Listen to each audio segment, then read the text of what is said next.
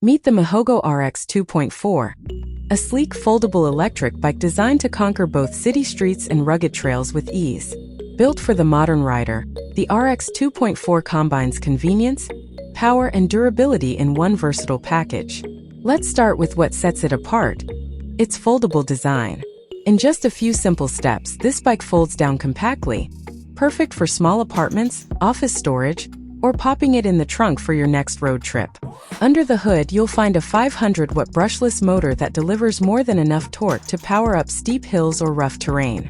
Whether you're commuting downtown or venturing off the beaten path, this bike has the muscle to back you up. Paired with that motor is a robust 48V, 13Ah lithium-ion battery, offering a range of up to 60 miles on a single charge. That means longer rides, more adventures, and less time worrying about plugging in. And it's not just about range, it's about riding anywhere you want. The RX 2.4 features 20x4-inch fat tires for serious traction and stability. From snow and sand to gravel and pavement, these tires are ready for it all, giving you the freedom to roam confidently in any season.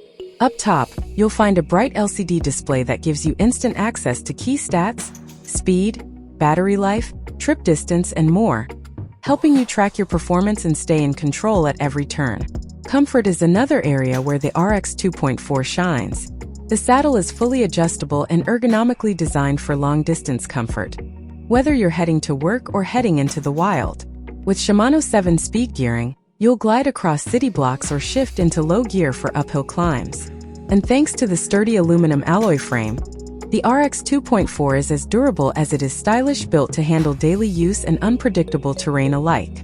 In short, the MIHOGO RX 2.4 is more than just an e-bike. It's a portable, powerful, and practical solution for anyone looking to ride further, fold smaller, and explore smarter.